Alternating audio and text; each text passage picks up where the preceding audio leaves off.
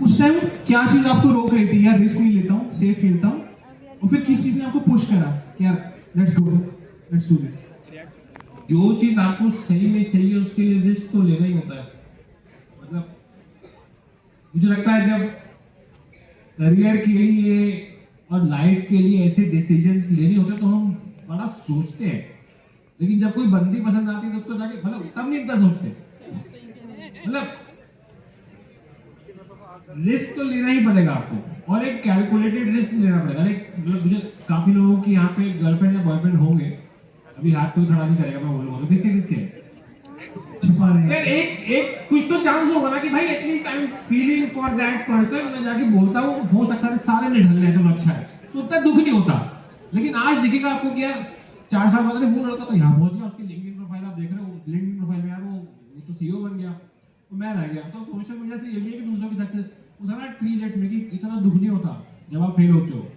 दोस्त नंबर बनाते तो ज्यादा दुख होता है, तो वो सही वो रिग्रेट रह जाता है। तो इट्स नॉट दैट डिफिकल्ट, आपको ट्राई मारना ही चाहिए, बट देन इट इज ये दुनिया। Why are all people not rewarded the same way? Anybody knows this answer? Who gives the correct answer? Goodies are waiting for you. मतलब कोई attempt करना चाहेगा हाथ खड़ा करके, क्या फंड है, what is the science behind it? We have the mic please. In about 5 minutes थोड़ा सा हम डिफरेंट ट्रैक पे जा रहे हैं, and this is the first time I am saying it, मैंने कभी ब्लॉग में नहीं कहा। तो हम जब पैदा होते हैं ना तो कुछ पूर्व जन्म के कर्म होते हैं, हम सोचते हैं कि पिछले जन्म के कर्म, ऐसा नहीं है। हमारे लाखों करोड़ों जन्म हो चुके हैं, तो उसमें बहुत सारे हमने कुछ ना कुछ कर्म किए होंगे, जैसे इस जन्म में कर्म कर रहे हैं, कुछ अच्छे कुछ बुरे, तो वो हमारे संचित कर्म है। मान लो हमारे पास 100 अच्छे कर्म संचित है, बैंक में होते हैं वो, और 100 बुरे कर्म संचित है।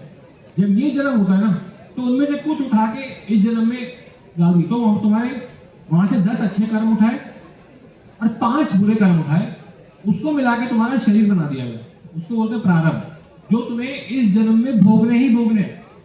तुम ना चाहो तो तुम्हें वो सुख मिलेगा ही मिलेगा। दुख की कामना कोई करता है इस जन्म? यानी do you work hard for sorrow or sadness or grief? No. Still you get it, right? Yes. Everyone gets sadness, sorrow. कोई नहीं चाहता, बट सबको आता है। तो तुम्हारे 10 अच्छे कर्म मिलके और 5 बुरे कर्म मिलके प्रारब्ध बन गए, जो तुम्हें भोगना है भोगना, तो कुछ नहीं कर सकते, चाहे तुम इस जन्म में जितने अच्छे काम करो, जो इस जन्म के काम करोगे वो नेक्स्ट में ऐड हो जाएंगे। तो let's say when you are 19 to 20 years, तो उस समय जो पूरा डिवाइन सिस्टम है उसने कहा कि तुम्हारे 2 बुरे प्रारब्ध इस समय एक्टिवेट है, और तुम तैयारी कर रहे हो किसी इंजीनियरिंग सर्विस की, जैसे तुम यूपीएससी की तैयारी कर रहे हो, जब 19 साल में तो कोई नहीं करता, तुम जेई की तैयारी कर रहे हो, तुमने बहुत तैयारी की, तुम बहुत अच्छे थे, साला एग्जाम में वो क्वेश्चन ही नहीं आया जो तुम प्रिपेयर करके गए थे, तुम्हें वहां कट गया, तो एक बुरा प्रारब्ध कट गया। अब तुम सोचोगे यार कि छोड़ देता हूं मैं, तो तुमने कहा नहीं, लगे रहते हैं, क्योंकि दुनिया कहती है कि लगे रहो, डर के आगे ठीक है। तुमने दोबारा तैयारी की, अब तुम्हारी सीधी मिस्टेक होगी, तुमने बहुत अच्छी तैयारी की थी, जो 5 लोगों का हुआ उनसे तुम्हारी ज्यादा अच्छी तैयारी की, बट तुम्हारा एक और बुरा प्रारब्ध अटका हुआ, तो तुम वाला फिर हो जाओगे। बट देन थर्ड टाइम तुमने वो काट दिया तो तुम्हें सक्सेस अब मिलेगी। तो ये आई थिंक लोग थोड़ा कंफ्यूज हो गए होंगे सर, पर ये तो बड़ा नेगेटिव पॉइंट ऑफ व्यू है लाइफ के लिए। फिर तो मैं कुछ ना, मतलब जब टाइम आएगा तो अपने आप हो जाना चाहिए, थोड़ा सा कर दूंगा तो नहीं, लेकिन मतलब बहुत लक पे हो रहा है गेम, ऐसे कैसे लगी? सही बोल रहे हो आप, सही बोल रहे हो, बड़ा पुराना है, बड़ा ही नेगेटिव थॉट है, बट सिर्फ सुख और दुख तुम्हारे जीवन में निश्चित होते हैं। अब वो दुख तुम्हें जरूरी नहीं है कि तुम यहाँ फेल हो गए, तो तुम्हें चोट लग गई, तुमने कुछ किया नहीं, यहाँ पैर फिसल गया, तो वो आएगा ही आएगा। इट्स नॉट अबाउट कि सुख होता है, इसको 100 रुपए मिले, सड़क पे पड़ो तो इसको वो सुख, बीच में वेदर खराब, तो क्या होता है कि जब आप क्रूज में होते हैं तो पायलट की सीट पूरी पीछे, एंड इट्स कंफर्टेबल सीट, काफी तो पीछे हो जाती है ना, पूरा रिक्लाइन कर सकते हैं। तो towards the end of my flying career, तो क्या होता है कि जब आप 4 सेक्टर करते हैं तो you do 2 second, the first officer do 2 second, but मैं बड़ा दयालु हो गया था, मैंने कहा भाई तू एक काम कर, तू चारों कर ले या तीनों कर ले, जो भी है। एंड मैं थोड़ा पीछे ऐसे मैं रिलैक्स होकर बैठा था, ऐसे चिल होकर, मैं अखबार पढ़ रहा था, कुछ कर रहा था, मैं मुझे याद नहीं।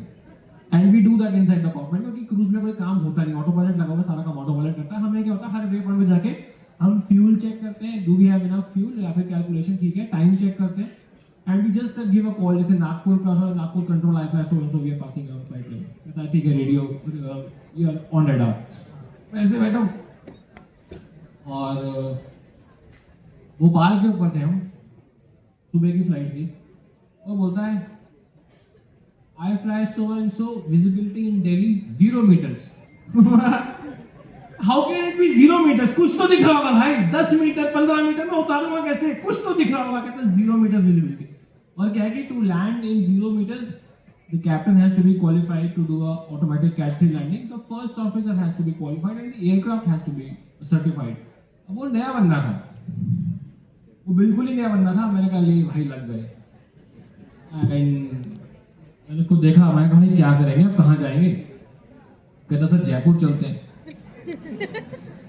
मैंने कहा जयपुर को कॉल लगाया, तो जयपुर कहता मेरे पास ऑलरेडी आपसे पहले 15 एयरक्राफ्ट का नंबर है, तो आप नहीं आ सकते। अगर लखनऊ चलते हैं, लखनऊ भी कहता है कि सर कुछ कुछ है वहाँ पे भी, क्योंकि Delhi is bad, Lucknow is always bad, also bad.